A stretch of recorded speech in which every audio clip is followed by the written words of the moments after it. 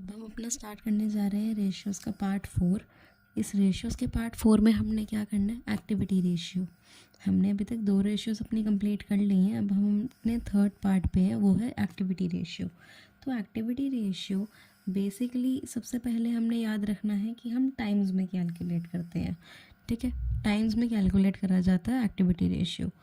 और एक चीज़ मैं याद दिला दूँ तो एक्टिविटी रेशियो होता क्या है, तो हम एक बार वो पढ़ लेते हैं कि एक्टिविटी रेशियो होता क्या है, इसको जान लेते हैं।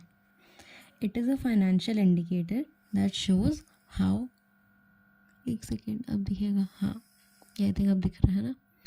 It is a financial indicator that shows how effectively a company generating revenue and cash by using its assets on its balance sheet.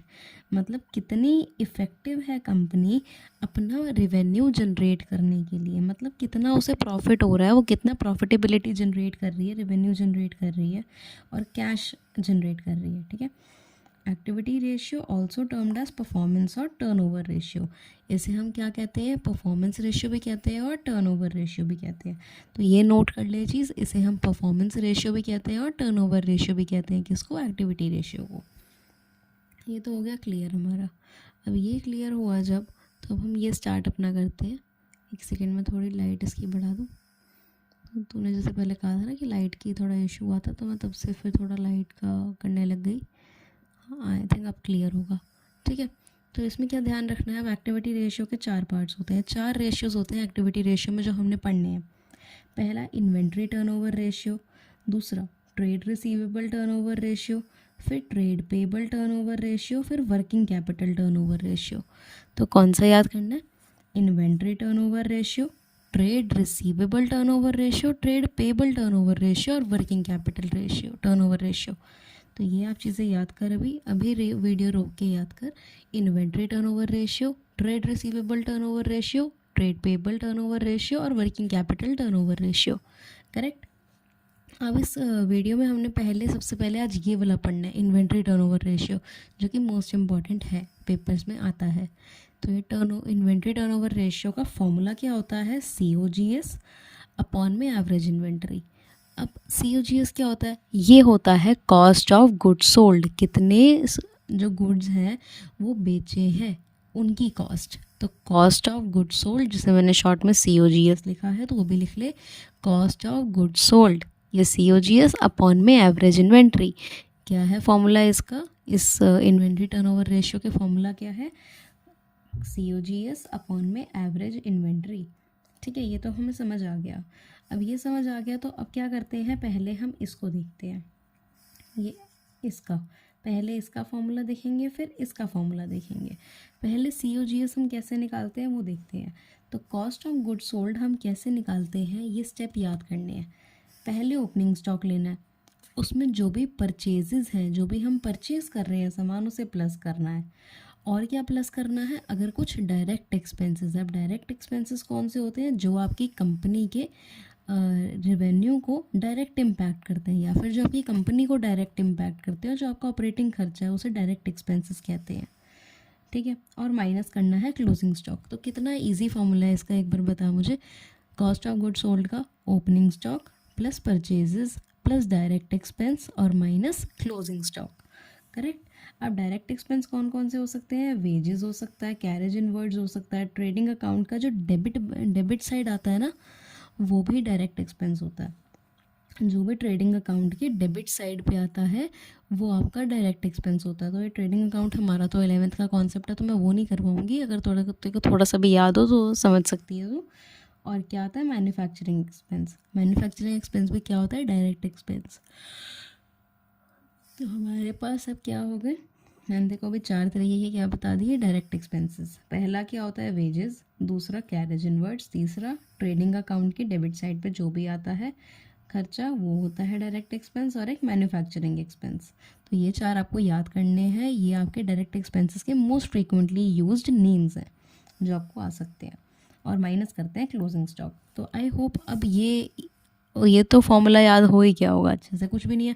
Opening stock में परचेज ऐड करो, डायरेक्ट एक्सपेंस ऐड करो और क्लोजिंग स्टॉक को minus करो, फिर क्या निकला है, ये हमारी कॉस्ट ऑफ गुड्स सोल्ड। अब इतना क्या याद रखना है, एक तो ये फॉर्मूला होता है COGS का, ये एक फॉर्मूला होता है, दूसरा ये भी है तेरे पास, और ये दूसरा क्या है, सेल्स में से अगर GP को घटा देंगे तो आपका COGS आ जाएगा। ये फॉर्मूला क्या है, सेल्स माइनस ग्रॉस प्रॉफिट, क्या होता है GP, ग्रॉस प्रॉफिट। GP को क्या कहते हैं हम, ग्रॉस प्रॉफिट। तो सेल्स में से जब आप ग्रॉस प्रॉफिट को घटा देते हो तो आपका क्या आ जाता है, कॉस्ट ऑफ गुड्स सोल्ड। जितनी भी आपकी सेल हुई वो, उसके बाद आपका पूरा ग्रॉस का जो प्रॉफिट है, जो आपका प्रॉफिट आ रहा है उसको माइनस कर दो, उसको हटा दो, जो प्रॉफिट है आपको उसको हटा दो, तो फिर जो बचेगा वो आपका क्या बचेगा, कितनी कॉस्ट पे आपने बेचा था वो, ठीक है। फिर क्या आएगा आपका, cost of goods sold. Sale minus GP equals to COGS। ये फॉर्मूला आपने अच्छे से याद कर ही लेना, रट लेना है, क्योंकि ये फॉर्मूले से क्या होता है, ये फॉर्मूले से हम और भी बना सकते हैं। जैसे sales minus GP equals to COGS है, तो मैं सेल्स अगर निकालनी है मैं कैसे निकालूंगी, COGS प्लस GP करके। अगर मुझे GP निकालना है तो मैं कैसे निकालूंगी, सेल्स में से COGS माइनस करके GP आ जाएगा। समझ रही है, बस मैं कुछ नहीं कर रही, इनको इधर उधर शिफ्ट कर रही हूँ इन टर्म्स को। तो ये फॉर्मूला तो एक बेसिक फॉर्मूला याद रखने वाला, sales minus GP equals to COGS। अब हमें एक चीज़ तो पता लग गई कि COGS के दो फॉर्मूले हैं और वो हमने याद कर लिए। तीसरा फॉर्मूला आता है एवरेज इन्वेंट्री का।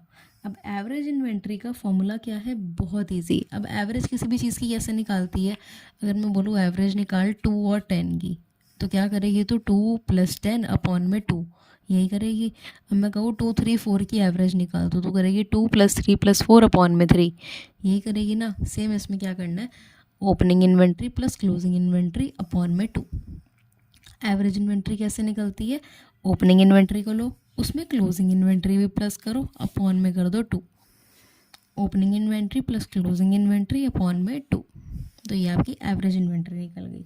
I hope it is very much clear कि हाँ अब क्लियर है अच्छे से। देखो अब मैं देखो एक चीज़ दिखाने लगी हूँ, यहाँ पे देख, जैसे मैंने अभी बताया था ना, ये ट्रेडिंग अकाउंट के डेबिट साइड पे जो भी आता है, तो एक बार ये ट्रेडिंग अकाउंट भी देख ले। ट्रेडिंग अकाउंट, एक मिनट यार, आई डोंट नो ये देखो दिख रहा है नहीं दिख रहा, अब दिखेगा शायद, अब तो दिखेगा ही। ये देख, तो यहाँ पे क्या है, मैंने ट्रेडिंग अकाउंट एक बनाया पड़ा है, इसमें फ़ोटो में ट्रेडिंग अकाउंट बना पड़ा है। अब ट्रेडिंग अकाउंट की यहाँ पे जो चीज़ें आती थी वो देख, वो एक ओपनिंग स्टॉक आता था, एक नेट परचेजेस आता था, एक डायरेक्ट एक्सपेंसेस आते थे और क्लोजिंग स्टॉक को माइनस करते थे।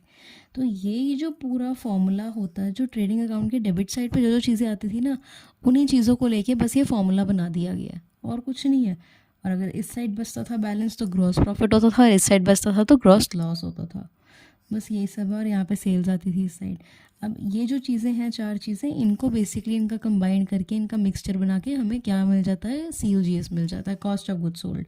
तो और कुछ नहीं है, ये बस समझाने के लिए दिखा रही थी। बाकी फॉर्मूला आपको ये याद करना है, ये भी फॉर्मूला ही है। ओपनिंग स्टॉक में क्या प्लस करना है, परचेजेस, फिर प्लस करना है डायरेक्ट एक्सपेंस, फिर माइनस करना है क्लोजिंग स्टॉक। करेक्ट है जी, ये तो हो गया हमारा। अब एक सेकंड में लाइट बस थोड़ी तेज कर दूँ, साइड बाय साइड में तेज करती रह रही हूँ ना, ठीक है। तो अब ये देखो, अब आपको ये चीज़ भी समझ आ गई, फिर हमने ये भी देख लिया। अब मैं क्या करती हूँ, मैं क्वेश्चन स्टार्ट करवा रही हूँ तुझे करवाने, तो एक बार क्वेश्चन का थोड़ा क्रक्स लिख लूँ मैं यहाँ पे। हाँ, तो क्वेश्चन देखते हैं यहाँ पे। ये ना हर्लीन थोड़ी लाइट डिम हो गई होगी अब ना, actually now I can't help it out, क्योंकि मैं बार बार करी जा रही हूँ और बार बार मुझे फ़ोन दिखाना ही है देखो, तो करके तो थोड़ा कॉपरेट करिए, अपनी फ़ोन की ब्राइटनेस तेज़ कर ले। ओपनिंग इन्वेंट्री है 29,000, परचेज है 242,000, revenue from operation that is net sales क्या है 320,000। अब आपको क्या करना है, एक चीज़ याद रखनी है कि रेवेन्यू फ्रॉम ऑपरेशन क्या होता है, सेल।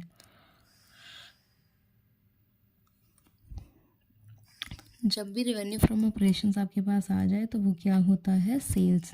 सेल्स का दूसरा नाम क्या होता है, रेवेन्यू फ्रॉम ऑपरेशंस। तो वो कितनी है, 3,20,000। और gross profit 25% on sale. GP कितना दिया हुआ है, 25% ऑन सेल। एक मैं चीज़ याद करने के लिए बोल रही हूँ, बहुत अच्छे से याद कर ले कि अगर GP आपको कोई भी अमाउंट, कोई परसेंटेज दियो, ऑन सेल ही चाहिए हमें। हम सीधी सीधी कब बात करेंगे, जब ग्रॉस प्रॉफिट हमें क्या दिया होएगा, कोई भी परसेंटेज ऑन सेल। अगर ऑन कॉस्ट दे दी तो हमने कुछ इधर उधर करना है, जो मैं समझा रही हूँ भी उतना समझ। अगर कॉस्ट दे दी तो मतलब इधर उधर करना है, बट अगर जीपी बोला कि सीधा परसेंटेज ऑन सेल है तो हमें, हमारे लिए इजी है, हमने नॉर्मल कैलकुलेट करना है। ठीक है, जीपी हमेशा ऑन सेल ही होना चाहिए हमारे पास। और उन्होंने क्या बोला, calculate the inventory turnover ratio. तो अभी देख, अभी हमारे पास क्या है, बेसिकली हमारे पास ये जो है ओपनिंग इन्वेंट्री दी हुई है, परचेज दिया पड़ा है, रेवेन्यू फ्रॉम ऑपरेशन जिसे हम सेल्स कहते हैं वो दिया 25%, हमें ये जीपीपी बोला। अब मैंने क्या करा, बस क्वेश्चन का सारा क्रक्स लिख लिया यहाँ पे, और इन्होंने बोला मुझे आईटीआर कैलकुलेट करो, इन्वेंट्री टर्नओवर रेशियो। इसका सबसे पहले मैं क्या लिखूँगी, फॉर्मूला। तो COGS अपॉन में एवरेज इन्वेंट्री। अब अगर मुझे याद हो फॉर्मूला तो मेरे को पता है मुझे COGS चाहिए। क्या मुझे COGS यहाँ पे कहीं पे भी दिया, नहीं दिया। मुझे COGS यहाँ पे कहीं पे नहीं दिया। तो अब मेरा सबसे पहला काम क्या होगा, पहला काम है मेरा COGS फाइंड करना। मैं कैसे फाइंड करूँगी, मैंने तेरे को COGS का क्या फॉर्मूला बनाया था, क्या बताया था मैंने तुझे COGS का फॉर्मूला, यही था ना कि opening stock plus purchases plus direct expense और माइनस में क्लोजिंग स्टॉक। बट मेरे पास तो इसमें क्लोजिंग स्टॉक अभी है ही नहीं, मैं कहाँ से निकालूंगी।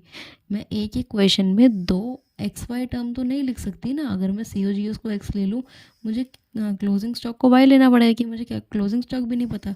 तो मैंने क्या बताया, देखो एक दूसरा फॉर्मूला ही बताया था, वो क्या था, वो क्या था formula, COGS equals to sales minus GP, यही था ना। अब मुझे एक चीज़ बता, COGS तो तूने निकालना है, सेल तेरे को दी पड़ी है तेरी ये रही 3,20,000, और माइनस करना तूने GP। अब तू कहेगी मीत मेरे पास GP नहीं है, तो यहाँ पे तुझे दिया तो हुआ है बेटा कि GP क्या है, 25% ऑन सेल। तो अब GP निकाल लो ना, GP क्या है 25%, 25% ऑन सेल, तो मतलब मल्टीप्लाई और सेल, सेल कितनी की थी, 3,20,000 की। बस इतनी सी कैलकुलेशन कर ले, ये क्या हो गया, 3200 को 25 से जब आप मल्टीप्लाई करोगे तो आपके पास कितना आएगा, 80,000। तो 80,000 आपकी क्या बन गई, GP। 80,000 क्या आ गया, GP। बस कुछ नहीं हुआ, 25% ऑन सेल कर दिया, GP कितना आ गया, 80,000। अब आप माइनस कर सकते हो 80,000 इजीली, इसमें से कर देंगे। अब हमारे पास COGS कितना आ गया हरलीन, हमारे पास COGS आ गया 2,40,000। मैंने कुछ नहीं करा, बस फॉर्मूले की एप्लीकेशन करी। तो मेरे को यहाँ पे मिल गया 2,40,000 मेरा COGS। पर अभी भी मुझे एवरेज इन्वेंट्री नहीं मिली, और एवरेज इन्वेंट्री का फॉर्मूला क्या था, opening inventory plus closing inventory upon में 2। अब मुझे क्लोजिंग इन्वेंट्री चाहिए ना, क्लोजिंग इन्वेंट्री तो दी नहीं पड़ी, क्लोजिंग इन्वेंट्री कहीं पे भी दी पड़ी है मुझे, यहाँ नहीं दी हुई। बट अब मेरे पास COGS आ चुका है, तो मैं COGS का पहला फॉर्मूला भी तो यूज़ कर सकती हूँ, दिमाग चला बस। COGS का पहला फॉर्मूला क्या था, ओपनिंग स्टॉक, ये था, plus purchases plus direct expense अगर कोई है तो, और माइनस में क्लोजिंग स्टॉक। यही था ना फॉर्मूला जी हमारे पास। अब मैं क्या कर रही हूँ, बस सारी वैल्यूज इसमें पुट कर रही हूँ तेरे सामने। 2,40,000 ये रहा, ओपनिंग स्टॉक मेरा कितना है, ओपनिंग इन्वेंट्री यही थी ना, ओपनिंग स्टॉक है ओपनिंग इन्वेंट्री सेम होती है, तो 29,000 ये, प्लस परचेजेस, परचेजेस कितना है, 2,42,000 यही है, और प्लस क्या है, डायरेक्ट एक्सपेंस। क्या कोई डायरेक्ट एक्सपेंस है मेरे पास इस क्वेश्चन में, कोई भी नहीं है डायरेक्ट एक्सपेंस, तो मुझे कोई कंसिडर नहीं करना। ये तो ऑप्शन होता है ना, इफ़ एनी, अगर कोई है तो हमें डायरेक्ट एक्सपेंस लिखना है, वरना नहीं लिखना। अब है तो है नहीं, माइनस अब क्लोजिंग स्टॉक करेंगे, तो माइनस मैं क्लोजिंग स्टॉक को CS लिख रही हूँ कि क्लोजिंग स्टॉक तो मुझे पता ही नहीं है। तो अब जब मैं इस इक्वेशन को सॉल्व करूँगी तो मेरा क्लोजिंग स्टॉक कितना आना चाहिए, अगर मैं 2,40,000 में से ये जो है इसको CS को वहाँ लेके जाके 2,42,000 में 29,000 प्लस करती हूँ, और फिर 2,40,000 उसमें से माइनस करती हूँ, मतलब इन शॉर्ट इस इक्वेशन को सॉल्व करती हूँ, तो मेरा क्लोजिंग स्टॉक आएगा 31,000। मेरा कितना आएगा आंसर, 31,000। ठीक है जी। अब मेरे पास 31,000 भी आ गया, मेरा क्लोजिंग स्टॉक आ गया। अब मेरे पास क्या है, मैं फॉर्मूला लगा सकती हूँ। लगा सकती हो ना फॉर्मूला, पूरा लिखना है यहाँ पे। एवरेज इन्वेंट्री का फॉर्मूला क्या था, ओपनिंग इन्वेंट्री। तो ओपनिंग इन्वेंट्री कितनी थी, 29,000 थी। तो 29,000 प्लस में क्लोजिंग इन्वेंट्री कितनी है, 31,000, उसे प्लस करो, डिवाइडेड बाय क्या करना है, 2।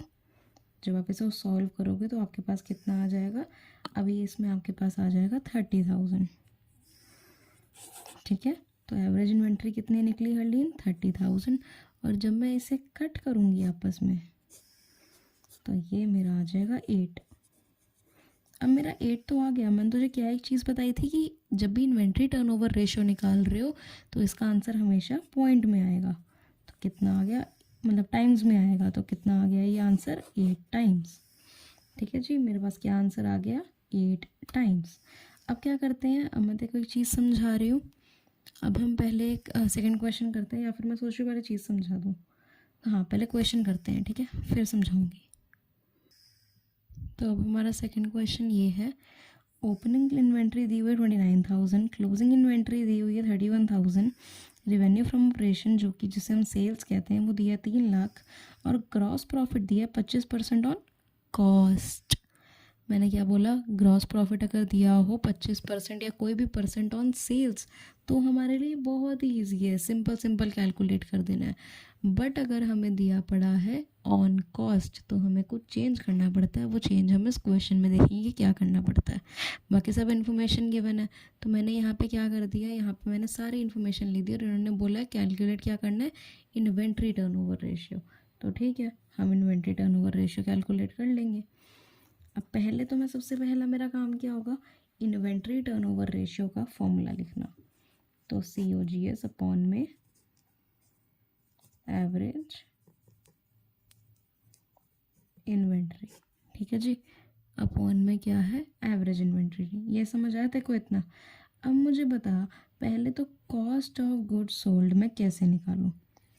अगर तू देख रही है तो कॉस्ट ऑफ गुड्स सोल्ड, मेरे पास ये जो इन्फॉर्मेशन है ना ये सारी पहले क्वेश्चन वाली है। 29,000 जो हमारा क्लोजिंग स्टॉक आया था, 31,000, सेल्स भी सेम है, बस क्या इसमें चेंज कर दिया, GP ऑन कॉस्ट दे दिया ऑन सेल की जगह। तो मैं COGS क्या लिख रही हूँ तेरे लिए भी, डायरेक्ट लिख रही हूँ 2,40,000 जो मेरा पहले मैंने निकाल लिया था। ये मैंने निकाला था ना यहाँ पे, तो ये जिस तरीके से निकाला था सेम तरीका यहाँ पे अप्लाई होकर COGS आ जाएगा। अब मुझे क्या चाहिए, मुझे एवरेज इन्वेंट्री चाहिए। ठीक है, एवरेज इन्वेंट्री जो मुझे चाहिए वो मैं कैसे निकालती हूँ, मुझे ये बता। एवरेज इन्वेंट्री मैं कैसे निकालती हूँ, मुझे ये जानना है। बट अब एक चीज़ सोचने वाली है हरलीन, इसमें तो कहेगी मीत, इसमें जब तूने कैलकुलेट करा था तो तेरा GP जो था वो ऑन क्या था, सेल था, तो तूने GP निकाल दिया था। इसमें तो 2,40,000 आंसर आ रहा तेरा, तू कैसे कह सकती है। तो मैं देखो वो भी यहाँ पे प्रूफ करके दिखाती हूँ होता क्या है बेसिकली। तो यहाँ पे करते हैं, ठीक है जी। मेरा क्या दिया हुआ है, GP दिया हुआ है 25% ऑन कॉस्ट, ये दिया है ना, 25% ऑन कॉस्ट। अब जब भी कॉस्ट दे देंगे ना तो मैं जो जो चेंजेस कर रही हूँ ना अभी वो ध्यान दियो। GP इक्वल्स टू 1/4 ऑन है तो ऑन की जगह कुछ भी नहीं, और COGS cost of good sold पे है ना, कॉस्ट पे है तो cost of good sold same चीज़ होगी ना, कॉस्ट लिखो या कॉस्ट ऑफ गुड सोल्ड लिखो, एक ही बात हो रही है, दोनों की सेम बात हो रही है। ठीक है, तो यहाँ पे आपने क्या याद रखना है, आपको जब भी GP ऑन कॉस्ट दिया हो आपने कटिंग करके इसे पहले तो शॉर्ट में कर लेना है। 25% मतलब 1/4 होता है, ये तो मुझे तेरे को समझाने की ज़रूरत नहीं है। 25% 1/4 होगा। अब अगर हमें दिया हो 50% तो 1/2 होगा। सिमिलरली समझ आ रहा है, अगर 2% दिया है तो 1 क्या होगा, 1/50 होगा। ठीक है, ऐसे 25% दिया तो वो 1/4 होगा, और कॉस्ट पे दिया तो कॉस्ट का रिप्लेसमेंट क्या होता है, सेम नेम, बस थोड़ा अलग नेम जो इसको कहते हैं हम कॉस्ट ऑफ गुड सोल्ड वो लिख दिया। करेक्ट है, मैंने और कुछ नहीं करा। बस अब क्या जो मैं पॉइंट करने जा रही हूँ यहाँ पे, ये बहुत ध्यान से देखना है क्या होता है, GP equals to 1/5 on sales या फिर रेवेन्यू फ्रॉम ऑपरेशन। अब तू कहेगी मैं तूने ये क्या करा यहाँ पे, यहाँ पे तो 1/4 लिखा है, यहाँ पे 5 कहाँ से आ गया, यहाँ पे कॉस्ट ऑफ गुड सोल्ड लिखा है, यहाँ सेल्स कहाँ से आ गया।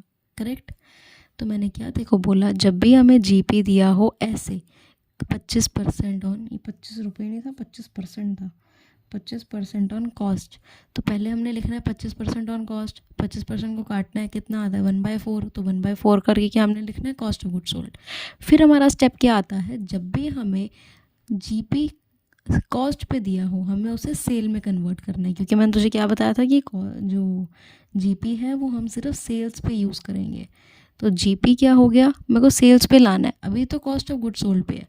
तो अब जब भी कॉस्ट से सेल्स पे आते हो तो जो भी आपके साथ अपॉन में होता है ना नंबर, उसमें आप +1 कर देते हो। कॉस्ट से सेल पे आने के लिए आप क्या कर देते हो, +1। कॉस्ट से सेल्स पे आने के लिए +1 कर देते हो। कॉस्ट से सेल्स पे आने के लिए +1 कर देते हो। 2-3 बार बोल। कॉस्ट से सेल्स पे आने के लिए आप +1 करते हो। कॉस्ट से सेल्स पे आने के लिए आप +1 करते हो। करेक्ट। तो मैंने क्या करा, डिनोमिनेटर में सिर्फ +1 करा और न्यूमरेटर में कुछ नहीं करना, डिनोमिनेटर में +1 करा। कॉस्ट ऑफ गुड सोल्ड की जगह मैंने अब क्या लिख सकती हूँ, सेल्स लिख सकती हूँ। ठीक है, सेल्स को हमारा रेवेन्यू फ्रॉम ऑपरेशंस भी कहते हैं, तो मैंने वो लिख दिया।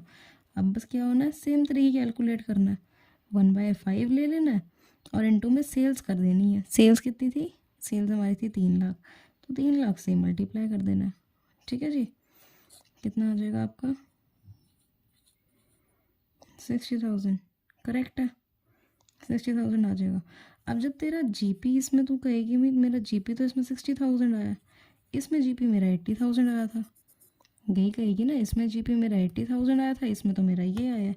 तो अब देख यहाँ पे क्या होगा, यहाँ पे कुछ ऐसा चेंज नहीं आना, जो मैं कर रही हूँ वो देखिए बस। तो जीपी ये है हमारा, हमारे पास क्या था फॉर्मूला COGS का।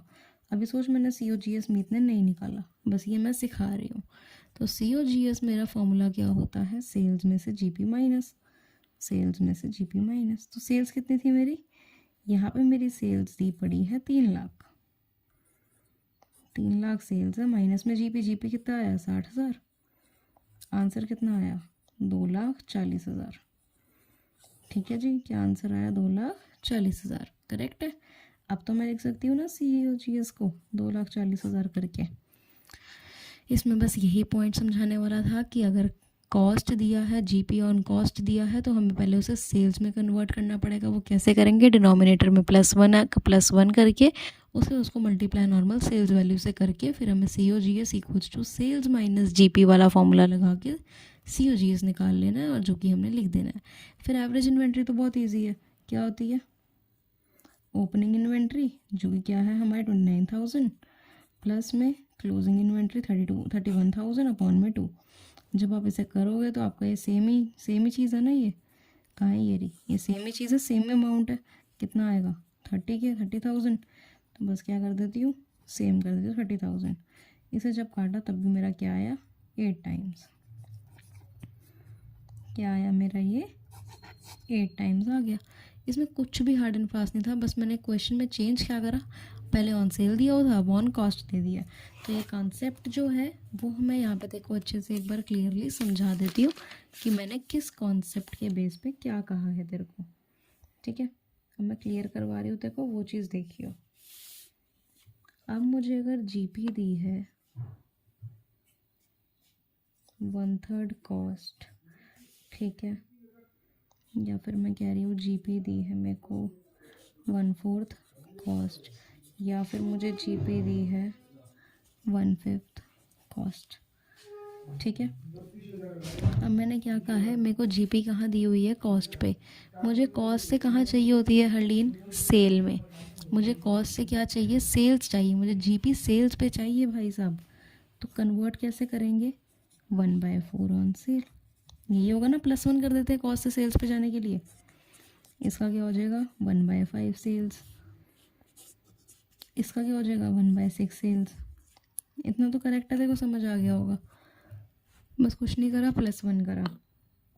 अब अगर एक चीज़ बताऊँ, मुझे कॉस्ट दी पड़ी है, ठीक है, मुझे कॉस्ट दी पड़ी है, मुझे सेल्स पे जाना है, तो मैंने तेको बता दिया मैंने क्या करा, बस अपना क्या करना है, इसमें +1 कर देना है। बट आपको बस एक चीज़ ध्यान रखनी है, हल्की सी चीज़, जो वो क्या है, अगर आपको सेल्स दी है और आपको कॉस्ट पे जाना है, मुझे एक चीज़ बता, तेरे को अगर तू कॉस्ट से सेल्स पे जाने के लिए +1 कर रही है, तो सेल्स से कॉस्ट पे जाने के लिए क्या कर देगी, -1 कर देगी बस। अब मैं कह रही हूँ तेरे को जीपी दिया है 1/3 ऑन सेल्स और एक जीपी दिया है 1/9 ऑन सेल।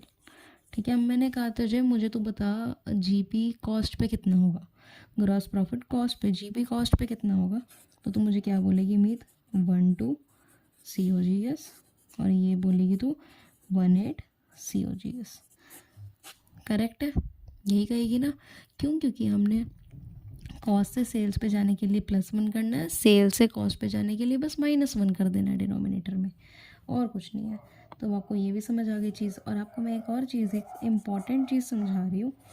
क्वेश्चन में जो लास्ट ईयर CBSE के सैम्पल पेपर्स है, इसमें एक बहुत टाइम से एक ही अमाउंट आ रहा है, जीपी ऑन कॉस्ट दे के ऐसे लिख देते हैं, जीपी ऑन कॉस्ट 33/13%, ये दे देते हैं, ये परसेंटेज दे देते हैं।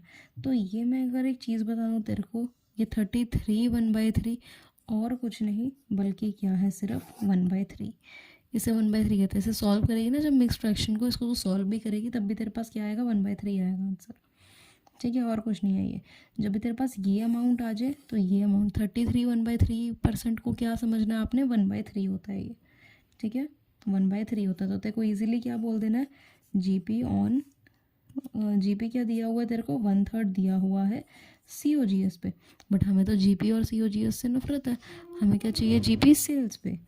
तो हमें जीपी जब सेल्स पे चाहिए तो जीपी COGS से सेल्स पे कैसे जाऊंगी, 1/4 और सेल्स कर दूंगी। करेक्ट है, ये 1/4 पे हो गया। बस इतने मिक्स्ड अमाउंट को मैंने सिंपलर टर्म में कर दिया। तो जो मैंने क्या बताया, 33 1/3% क्या होता है, 1/3 होता है। ये याद कर ले, 33 1/3 क्या होता है, 1/3 होता है। ये नहीं कि 1/3 लास्ट में तो 1/3 होता है, ऐसे नहीं होता। इसको सॉल्व करेगी तो पूरा तेरे को आंसर पता लग जाएगा कि इसे 1/3 ही कहते हैं, 1/3 ही होता है ये। ठीक है जी, ये तो आपको ये चीज़ आपको समझ आ गई। अब ये समझ आ गई तो अब हम क्या करते हैं, एक अब क्वेश्चन करते हैं। हमारा एक सिंपल सा क्वेश्चन है, वो दिखाती हूँ मैं, देखो पहले। अब हमारे पास अपना ये थर्ड क्वेश्चन है। ये क्या है, एवरेज इन्वेंट्री है 60,000, रेवेन्यू फ्रॉम ऑपरेशन कितना है, 6 lakh, and the rate of gross loss on sale is 10%। GP हमें एक तो सेल पे दिया है, हमें सेटिस्फैक्शन हो गई, हमें कुछ कन्वर्ट नहीं करना, सेल्स पे दिया है। बट हमें इस क्वेश्चन में क्या दे दिया, ग्रॉस प्रॉफिट की जगह ग्रॉस लॉस दे दिया। ठीक है, और कुछ नहीं करा, और बोला है इन्वेंट्री टर्नओवर रेशियो कैलकुलेट करो। तो मुझे एक चीज़ बता, इसका फॉर्मूला तो मुझे पता है, COGS अपॉन एवरेज इन्वेंट्री होता है। ठीक है, ये तो मेरे को पता है। ठीक है, इतना चीज़ मुझे क्लियर है। बट जो मुझे क्लियर नहीं है वो बात करती हूँ। COGS का हर दिन फॉर्मूला क्या होता था, सेल्स माइनस जीपी, यही होता था। बट अब मेरे को बता, ये तो ग्रॉस प्रॉफिट है ना, यहाँ पे तो GL आ गया, यहाँ पे तो ग्रॉस लॉस आ गया। तो मैं क्या करूँ, अगर मैं ग्रॉस प्रॉफिट को सेल्स में से माइनस कर रही हूँ तो ग्रॉस लॉस को क्या कर दूँगी, प्लस, बस कुछ नहीं करूँगी, ऐड करूँगी। तो COGS का क्या रहेगा फॉर्मूला, अब सेल्स में प्लस कर देना है ग्रॉस लॉस। अगर आप ग्रॉस प्रॉफिट को सेल्स में से माइनस कर रहे हो तो ग्रॉस लॉस को क्या करोगे, सेल में प्लस कर दोगे, और कुछ नहीं है। ये आपको इतना याद रखना फॉर्मूले को। अब आपका फॉर्मूला क्या बन गया, COGS का, सेल्स में GL ऐड करना है। तो सेल्स कितनी है आपकी, 6 लाख, रेवेन्यू फ्रॉम ऑपरेशन को 6 लाख ही कहते, रेवेन्यू फ्रॉम ऑपरेशन को सेल्स कहते हो ना। तो 6 लाख तो आपकी क्या है, सेल्स, और प्लस क्या करना है, ग्रॉस लॉस। तो ग्रॉस लॉस निकाल लें यहाँ पे। ग्रॉस लॉस क्या बोला इन्होंने, सेल्स पे दिया, सीधा क्या बोला है, सेल पे। तो हमारे लिए तो ईजी है कि 10% हमें सीधा किस पे कर देना है, सेल पे। तो सेल कितना है, 6 लाख। ठीक है, तो कटिंग करी, कितना आया, 60,000। ठीक है, कितना आया, 60,000। 60,000 मेरा आ गया। अब मेरे को बस फॉर्मूले में पुट करना है, 60,000 ऐड कर देना है। तो COGS मेरा कितना आ गया, 6,60,000। तो COGS तो एग्जैक्ट मेरा यहाँ पे मैं लिख सकती हूँ, 6,60,000 आ गया अपॉन में एवरेज इन्वेंट्री। और एवरेज इन्वेंट्री मुझे पूरी की पूरी क्वेश्चन में दी पड़ी है, क्या है, 60,000। तो ठीक है जी, 4 0 से 4 0 गए, ये 11 आया। कितना आ गया मेरा आंसर? 11 टाइम्स। कितना आ गया आंसर? 11 टाइम्स। इस क्वेश्चन में भी बस जीएल वाला था। इससे ऊपर वाले क्वेश्चन में क्या था हमारा लास्ट क्वेश्चन में, उसमें मेरे को ऑन कॉस्ट दिया हुआ था। फर्स्ट क्वेश्चन हमने करा था ऑन सेल, अगर जीपी दिया तो क्या होता है। अब समझ आ रहा है कैसे कैसे एक एक स्टेप हम आगे बढ़ते जा रहे हैं। अब हम क्या करेंगे, अब हम अपना नेक्स्ट क्वेश्चन करेंगे, उसमें देखते हैं क्या चेंजेस है। तो मैंने क्या करा, अपना नेक्स्ट क्वेश्चन लिया है, तो नेक्स्ट क्वेश्चन वो करते हैं। और ये ऊपर वाला मत देखिए, मतलब ये मेरा जो मैंने तेको पहले पढ़ाया था ये उसका पार्ट है कि मेरा रजिस्टर ख़त्म हो गया ना, और मैं वीडियो रिकॉर्ड कर रही थी, तो फिर मेरे को यहाँ पे खाली स्पेस दिखी तो मैं यहाँ करा रही हूँ, ठीक है। तो इस पर इग्नोर करो, ये क्वेश्चन है। तो from the following information calculate the value of opening inventory. Opening inventory की वैल्यू हमने कैलकुलेट करनी है, और हमें क्या दिया है, हमने इसमें रेशियो नहीं कैलकुलेट करनी, इसमें करना है ओपनिंग इन्वेंट्री की वैल्यू की। ओपनिंग इन्वेंट्री कितने की थी वो देखना है। तो ओपनिंग इन्वेंट्री मुझे पता है मेरे एक फॉर्मूले में यूज़ होती है जब मैं COGS निकाल रही होती हूँ। मेरे पास COGS की क्या है, 2 फॉर्मूले हैं, उसमें से एक फॉर्मूले में ये ओपनिंग इन्वेंट्री आती है और एक में नहीं ज़रूरत पड़ती। यही होता है ना, इतना क्लियर हो गया मेरे को। अब क्या है, अब मैं आगे पढ़ती हूँ। क्लोजिंग इन्वेंट्री क्या है, 68,000। टोटल सेल मेरी कितनी हुई है, 4,80,000, including the cash cell of 1,20,000। और टोटल परचेज मैंने कितनी करी है, 3,60,000। उसमें से क्रेडिट परचेज भी इंक्लूडेड है इसमें, कितने की, 2,39,200। And goods are sold at profit of 25% on cost. Goods हमने किस में बेचे हैं, प्रॉफिट में 25% ऑन कॉस्ट। अब तेको समझ आ रहा है, जीपी मेरा कितना आ रहा है, ग्रॉस प्रॉफिट ही है ना, सोल्ड एट प्रॉफिट। तो जीपी मेरा कितना आ रहा है, 25% ऑन कॉस्ट, जबकि मुझे जीपी कॉस्ट पे नहीं चाहिए कभी, मुझे जीपी चाहिए सेल्स पे। तो मुझे इसे कन्वर्ट करना पड़ेगा, मुझे ये पता लग गया। चलो अब क्या करते हैं, ये पूरा का पूरा क्वेश्चन हमें गिवन है। अब क्या करते हैं, एक एक पॉइंट से शुरू करते हैं। तो जब मैंने क्या बताया, जीपी वाला पॉइंट है ना, उसे पहले पकड़ के शुरू कर दे। तो जीपी एक चीज़ बता, जीपी तुझे कितना दिया पड़े, 25% ऑन कॉस्ट दिया पड़ा यही। और मैंने तुझे क्या बताया था, जब भी जीपी दिया हो हमें कॉस्ट पे, तो हमने क्या करना होता है, जीपी इसको कटिंग करो, कितना आता है, 1/4 ऑन सेल्स, यही है। अब मेरे को बता, मैंने इसके बाद क्या बताया था स्टेप, जीपी अगर सेल्स पे है, सॉरी ऑन क्या है, कॉस्ट है, सॉरी ये तो ऑन कॉस्ट दिया हुआ है ना। और मैंने तुझे क्या बताया था, जब भी कॉस्ट पे है तो हम क्या करते हैं, डिनोमिनेटर में एक ऐड कर देते हैं ताकि हम सेल पे पहुंच जाएं। तो जीपी कितना हो गया, 1/5 ऑन सेल्स, करेक्ट। ये स्टेप है, ये 3 स्टेप का होता है, बस छोटे छोटे से स्टेप है, एक ही स्टेप में हो सकता है। वो तो मैं तेरे को भी स्टार्टिंग स्टेज है तेरी, इस करके मैं तेरे को तोड़ तोड़ के करवा रही हूँ। अब जीपी आपको क्या समझ आ गया, जीपी कितना निकलेगा, 1/5 ऑन सेल्स। तो सेल्स कितनी है आपकी, आपको हमेशा क्या करना है, टोटल सेल लेनी है, आपको नहीं फ़र्क पड़ता कैश सेल कितनी है, क्रेडिट कितनी है। तो कितनी सेल है टोटल, 4,80,000। तो जब आप इसे काटोगे तो आपका कितना आएगा, 96,000। तो आपका जीपी कितना आ गया हरलीन, 96,000। तो आपका जीपी आ गया। अब तो कहिए मीत मैं जीपी का क्या करूँ, मेरे को तो ओपनिंग इन्वेंट्री चाहिए, जीपी क्यों करवा रही है। तो मैंने तुझे क्या बताया था, जीपी से, ये लास्ट पॉइंट से ही स्टार्ट करके जीपी आपका आ गया ना, तो जीपी आपने सबसे पहले निकालना है। अब क्या करना है, तूने ओपनिंग इन्वेंट्री कैलकुलेट करनी है। मैंने तुझे क्या बताया था, एक तो तेरे पास फॉर्मूला COGS का है जिससे ओपनिंग इन्वेंट्री कैलकुलेट हो सकती है, तो वो फॉर्मूला लिखना, ठीक है। तो एक पहले ही दूसरा वाला फॉर्मूला लिखते हैं, कौन सा वाला लिखेंगे, सेल्स में से, क्योंकि मेरी जीपी आ गई ना, मुझे जीपी का यूज़ करना है, मेरा मन कर रहा है। तो सेल्स में से जब मैं जीपी घटाऊंगी तो मेरा क्या आ जाएगा, COGS। तो सेल्स कितनी है मेरी, 4,80,000। तो 4,80,000 में से जब मैं जीपी घटाऊंगी, जीपी कितना है, 96,000।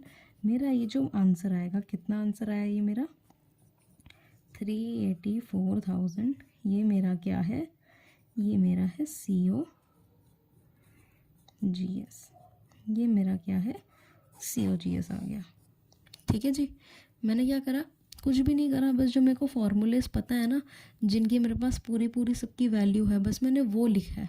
मैंने क्या बताया था, एक फॉर्मूले में COGS के ओपनिंग इन्वेंट्री है, एक में नहीं है। तो जिसमें ओपनिंग इन्वेंट्री नहीं बोली ना, उससे मैंने क्या कर लिया, COGS कैलकुलेट कर लिया आराम से, क्योंकि मेरे पास जीपी, सबसे पहला स्टेप क्या था मेरा, जीपी फाइंड करना।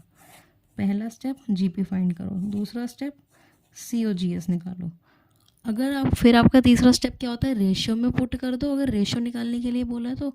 बट अगर आपको कोई ऐसी मिसिंग वैल्यू कैलकुलेट करने को बोला है तो फिर आप क्या करो, वो मिसिंग वैल्यू को कैलकुलेट करो। ठीक है, ये होता है। तो पहला आपने जीपी निकाल लिया, दूसरा आपने COGS निकाल लिया, तीसरा क्या करना है, मिसिंग वैल्यू को कैलकुलेट करना है। तो मिसिंग वैल्यू कैलकुलेट कैसे होगी, आपका फॉर्मूला अप्लाई करके। फॉर्मूला क्या था, COGS का ओपनिंग इन्वेंट्री। ठीक है, मुझे तो नहीं पता तो मैंने ऐसे ही लिख दी, ओपनिंग इन्वेंट्री प्लस क्या करते थे, परचेजेस, फिर प्लस करते थे डायरेक्ट एक्सपेंसेस, बट इसमें तो कोई है नहीं तो मैं लिख नहीं रही, और माइनस करते थे क्लोजिंग इन्वेंट्री को, यही करते थे ना। तो यहाँ पे देख, अभी मैं कुछ नहीं करूँगी, बस फॉर्मूले में पुट करूँगी वैल्यू। COGS कितना है, 3,84,000, और बराबर ओपनिंग इन्वेंट्री, ओपनिंग इन्वेंट्री तो मुझे निकालनी है, प्लस परचेजेस। तो परचेजेस कितनी है, परचेज मुझे क्या लेनी है, टोटल परचेज क्या है वो 3,60,000, और माइनस क्या करना है मुझे, क्लोजिंग इन्वेंट्री। माइनस क्या करनी है मेरे को, क्लोजिंग इन्वेंट्री। तो मुझे क्लोजिंग इन्वेंट्री ऑलरेडी क्वेश्चन में क्या दी है, 68,000, माइनस कर दिया 68,000। ठीक है, डन। अब ये कर दिया। अब मेरी opening inventory at the and क्या आ जाएगी, जब मैं इसको सॉल्व करूँगी पूरे इसको, मेरे पास आ जाएगी ओपनिंग इन्वेंट्री की वैल्यू 92,000। ठीक है, क्या आ जाएगी, 92,000। करेक्ट है। पहले आपको क्या करना होता है, जीपी को पहले कैलकुलेट करना स्टार्ट कर, तेरा क्वेश्चन इजी होता जाएगा। जैसे ही जीपी निकाल लेगी तो कौन सा फॉर्मूला लगा, सेल्स माइनस जीपी वाला, sales minus GP equals to COGS वाला। इससे क्या निकाल ले, COGS की वैल्यू निकाल ले। उसके बाद क्या कर, अगर तेरे को कोई भी ऐसा मिसिंग एलिमेंट चाहिए तो COGS का दूसरा फॉर्मूला अप्लाई कर, और वहाँ पे क्या आ जाएगा तेरे पास, COGS की वैल्यू तो ऑलरेडी है तेरे पास, अब मुझे सिर्फ ये चाहिए थी, और मेरे पास सारी वैल्यूज़ थी बाकी की। तो इस करके मैंने ये वाला फॉर्मूला लगा के आंसर निकाल लिया इजीली, और कुछ नहीं। ठीक है, आई होप अभी थोड़ा थोड़ा समझ आ रहा होगा तेरे को, क्योंकि इतना डिफ़िकल्ट नहीं है कुछ भी चीज़, बस स्टेप वाइज समझी जा, और फिर तो बहुत ईजी है। अब क्या है, हमारा एक लास्ट क्वेश्चन है तो वो करते हैं। मैं एक बार दोबारा खाली, बस थोड़ी खाली जगह देख लूँ। तो मेरे पास ये लास्ट क्वेश्चन है मेरा, 3 lakh is the cost of revenue from operation, cost of goods sold. इसमें क्या दिया हुआ है मुझे, cost of revenue from operation मतलब कॉस्ट ऑफ गुड्स सोल्ड, मुझे सीधा सीधा ही COGS दे दिया गया है। ठीक है, मुझे सीधा सीधा COGS दे दिया है 3 लाख। फिर बोला है inventory turnover ratio is 8 times. ले, इसमें तो हम, मेरे को तो लगा था मुझे ITR कैलकुलेट करना पड़ेगा, बट मुझे वो भी दिया पड़ा है। वो कितना है आंसर, 8 टाइम्स है इसका आंसर। ठीक है जी, सब कुछ बता रहे हैं मुझे तो। Inventory in the beginning is 2 times more than the inventory at the and. तो मतलब जितनी भी इन्वेंट्री एंड में है उसके 2 गुना ज़्यादा, उसके 2 गुना ज़्यादा क्या है मेरी इन्वेंट्री एट द बिगिनिंग है। ठीक है, मुझे जितना समझ आ रहा है वो मैंने लिख लिया पूरी स्टेटमेंट यहाँ पे। अब मुझे क्या कैलकुलेट करना है, value of opening and closing inventory. अब मुझे समझ आया ये क्या जोड़ दिया था, कि मतलब ओपनिंग भी कैलकुलेट करो इन्वेंट्री और क्लोजिंग भी कैलकुलेट करके दो इन्हें। इन्होंने मुझे क्या दे दिया है, COGS भी दे दिया, ITR भी दे दिया सीधा सीधा, और मुझे एक स्टेटमेंट दे दी है बड़ी कन्फ्यूजिंग सी, जिसको मैं सॉल्व करूँगी अभी। ठीक है, तो अब देखती जा कैसे कैसे ये क्वेश्चन होता है। इजी क्वेश्चन है, मुश्किल नहीं है, तो देखते हैं। मुझे COGS क्या गिवन है हरलीन, मुझे COGS गिवन है 3 लाख। ठीक है, फिर मैंने देखा मुझे ITR गिवन है 8 टाइम्स। फिर मैंने देखा जब मुझे ये दोनों चीज़ें गिवन है तो क्यों ना मैं इनका एक फॉर्मूला भी तो होता है, COGS ITR का फॉर्मूला क्या होता है, COGS अपॉन एवरेज इन्वेंट्री। तो मैं क्यों ना इनको मुझे कुछ ना कुछ यूज़ करना है इनका, तो मैंने इनको फॉर्मूले में पुट कर रही हूँ। तो क्या था फॉर्मूला मेरा, ITR equals to COGS upon में एवरेज इन्वेंट्री, यही था ना मेरा फॉर्मूला। तो मैं इसमें पुट करती हूँ, ITR कितना है मेरा 8 बराबर COGS कितना है 3 लाख अपॉन में क्या है, एवरेज इन्वेंट्री। तो एवरेज इन्वेंट्री मेरी कहाँ है, कहीं पे भी नहीं दी हुई। सीधा सीधा क्या लिखूँगी, एवरेज इन्वेंट्री ऐसे। अब जब मैं इसको सॉल्व करूँगी तो मेरा क्या आ जाएगा, एवरेज इन्वेंट्री मेरी आ जाएगी 3,00,000 अपॉन में 8, यही आएगी। ठीक है, 3,00,000 अपॉन में 8 ये आएगी। अब मैंने जब इसे कट करा तो मेरे पास कितनी वैल्यू आ गई एवरेज इन्वेंट्री की, 37500। अब मैं देख कुछ तो मैं क्या करने चली थी, मैं सिर्फ इसको एक फॉर्मूले में पुट करने चली थी इसके, और मेरे पास सीधा एवरेज इन्वेंट्री का आंसर आ गया। वो भी क्या आ गया, 37,500। मैंने कहा ठीक है, मैं कहा आ गया तो अच्छी बात है, अब आ गया मेरे पास। अब मैंने क्या सोचा, मैंने कहा अब मैंने ये तो यूज़ कर लिए दोनों, अब मैं इसको भी यूज़ करती हूँ, इस स्टेटमेंट को बनाती हूँ। इन्वेंट्री मुझे बोला है बिगिनिंग में है 2 गुना, मोर देन, 2 गुना तो है ही बट मोर देन मतलब plus, then the inventory at the end. जितनी भी एंड में इन्वेंट्री है उसके 2 गुना ज़्यादा मेरी बिगिनिंग में है। तो सबसे पहला काम क्या होता है, जो सबसे लास्ट वर्ड दिया होता है ना उसको हमें एक्स एज्यूम कर लेना। हमारे लिए मैथ्स में भी हम यही करते थे कि जो भी हमें एंड में कोई चीज़ दी होती थी ना उसे हम एक्स लेके पूरी बाकी की स्टेटमेंट रोटेट कर सकते हैं। तो पहले तो मैंने क्या देखा, इन्वेंट्री। तो इन्वेंट्री एट दी एंड सबसे लास्ट में लिखा है, तो इन्वेंट्री एट एंड को मैं क्या ले लेती हूँ, एक्स। ठीक है, ऐसे ही साइमल्टेनियसली मेरी इन्वेंट्री एट द बिगिनिंग भी निकालती हूँ। अगर मेरी बोला है inventory at the and x मैंने ले ली, तो बिगिनिंग की क्या है, 2 times more than the inventory at the and. मतलब जितनी भी मेरी एंड पे इन्वेंट्री है उससे 2 गुना, 2 टाइम्स ज़्यादा। मतलब 2 टाइम्स तो ये हो गया, और ज़्यादा का मतलब होता है प्लस, मोर देन 2 टाइम्स। ठीक है, 2 times more than the inventory at the and. जितनी भी आपकी एंड पे इन्वेंट्री है उससे 2 टाइम्स ज़्यादा, उसके 2 टाइम्स नहीं बोला हुआ, 2 times of the inventory at the and नहीं कहा, इन्होंने बोला 2 times more than the inventory at the and.